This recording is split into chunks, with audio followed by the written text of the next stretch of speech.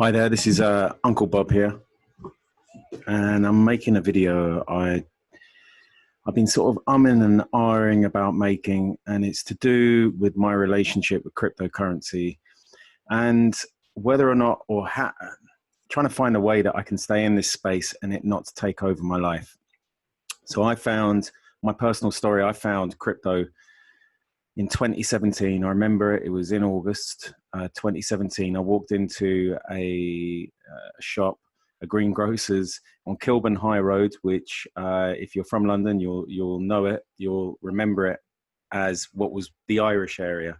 I spent a lot of my time growing up there, and it was my home. There, it's a very multicultural area. There's a big Jamaican population, and there's also a huge Iranian and Arabic population there as well. Iraqi, Afghans, Turks.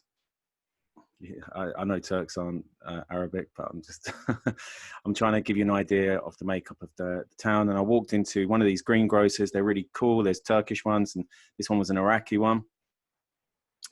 And I think I was just in there to buy like a drink or some chewing gum. And the guy who was behind the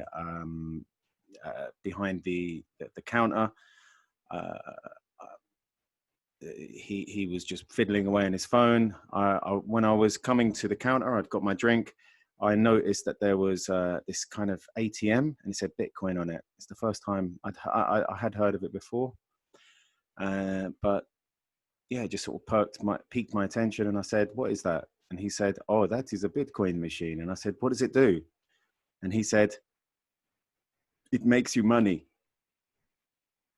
And I remember thinking, oh God, wow, it makes you money. That's the kind of machine I need. And I found out more about it. I bought my first fractions of Bitcoin, and that was it. If I just left it at that and just probably dollar cost averaged in with money that I could afford to lose, I'd probably be quite wealthy by now, I would say, in Bitcoin terms.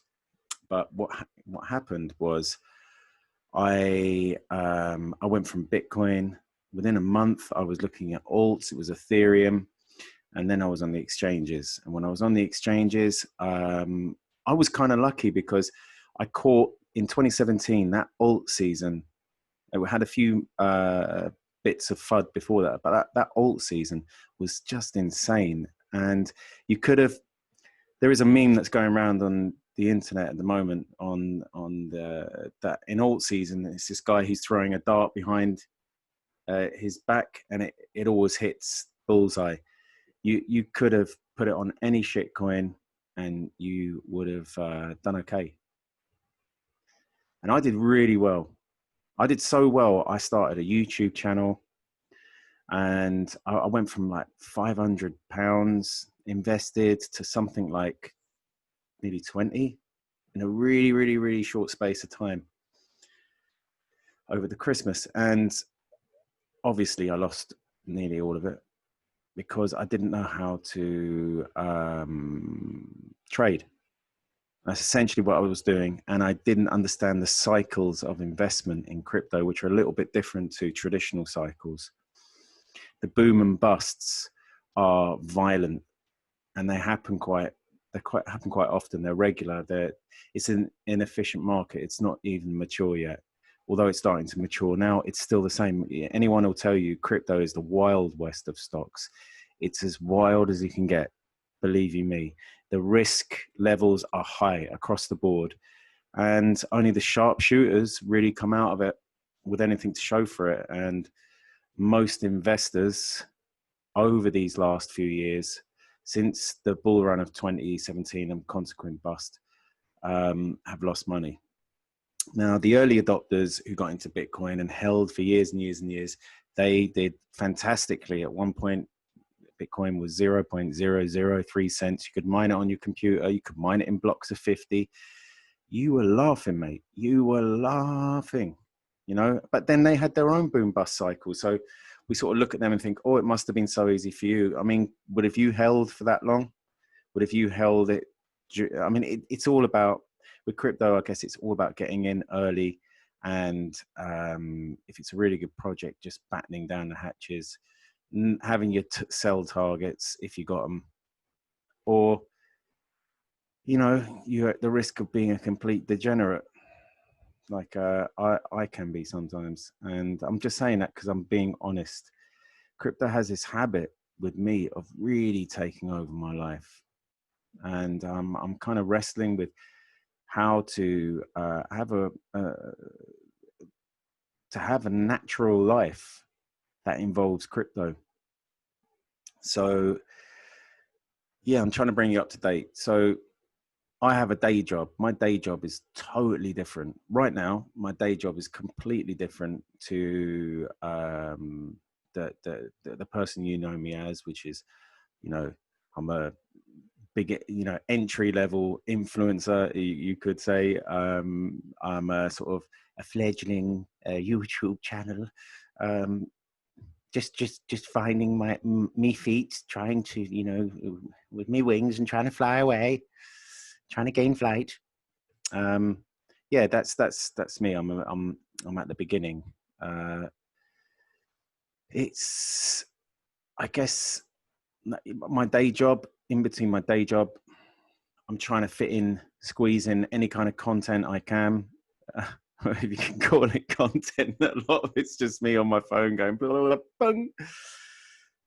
Throw away shit. But there is a part of crypto I like. I enjoy we call them the degenerates. I mean, I know some real degenerates in this space, and we wear that badge with honor. I tell you that much. We wear that badge with honor. But I'm here to not, because there are some ups and downs. It's fun. It's fun being on that merry-go-round, especially when you're winning. And in crypto, geez, you can win big, boy, big. And that's what everyone's waiting around for. That's why people are here now. DeFi is this new kind of craze, and people are just going mental for it. And people are making, what is it? They're chattering in the millions, and they're making hundreds of thousands and tens of thousands. And in the right project with a small amount of money at the right moment, if you really gem hunt, you can find something that can make you financially free for the rest of your life, probably. But then this is the thing. Is there such a thing as being financially free?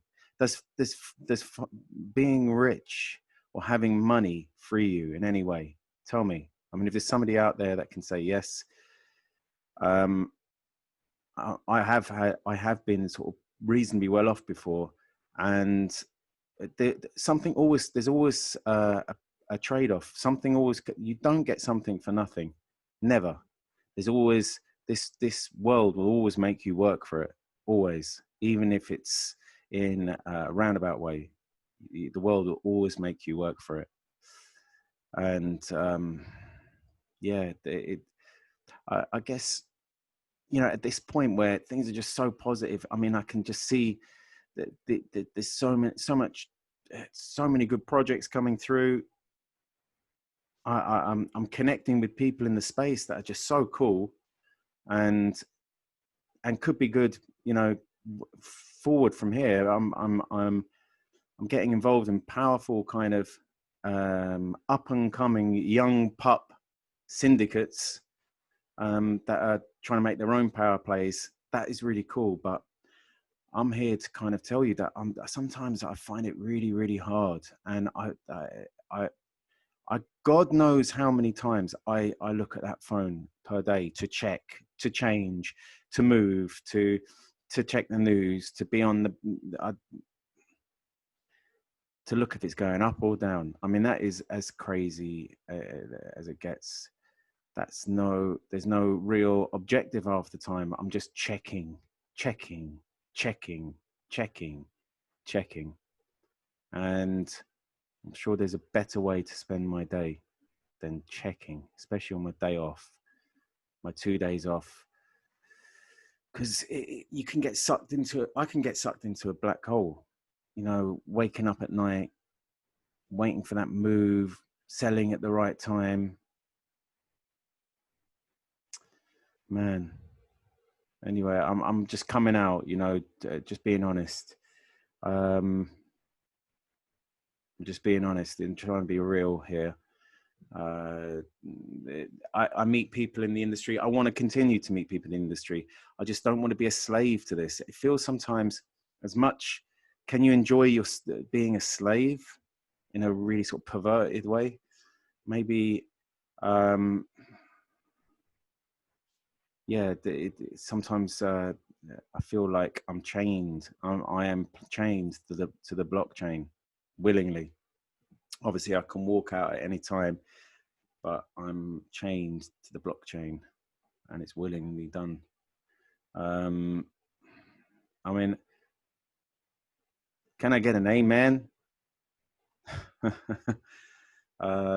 Yeah. So anyway, I don't want to like ramble on. I am really positive for the future. I'm just. I was meant to have a guest tonight, and unfortunately he couldn't make it. I was really looking forward to that guest, and us having chewing the fat about the market and, you know, his market philosophy and his philosophy on life. But instead, I thought I would just be real and tell you what's going on for me right now. I am a human being, and I go through the ups and downs of life, and I want to make this journey. I want to be as healthy as I can around crypto, because it is something that can. I'm sure it sucks in a lot of addicts, a lot of people who have addictive tendencies, and I would class myself in that category. I've had addiction problems before, and I've beaten them. I used to be an alcoholic. I was a heavy drug user, and I kicked it. I was in a 12-step fellowship, but then I found crypto, and to be honest, my recovery, quote unquote, in these 12-step fellowships has not been as good as it could have been, because I've always got one eye on the phone. I've always got one eye on the market. I've always got one eye. What is it gonna, you know, is it gonna go up? Is it gonna go down? Is there a way to be in this market and for it not to steal your soul? Maybe I'm going a bit over the top. Maybe I just need a stiff drink and maybe a hot cup of cocoa. But yeah, I just thought that I would just share my thoughts, and you know, it'd probably only be watched by like 20 people, but I don't care. This is more me being me. This is the uncle being real, yeah, just me. No bullshit, no BS, from the heart. And I'm sure it will resonate with somebody out there. I'm sure it will resonate with somebody. Anyway, right, that's enough. The next time you hear from me, it'll probably be in my market briefing guide, where I'm briefing you about the markets, blah, blah, blah, blah, blah. But today I just thought I'd show you that I'm human, show you my human side, yeah? Anyway, guys, love you loads. Keep going. Peace.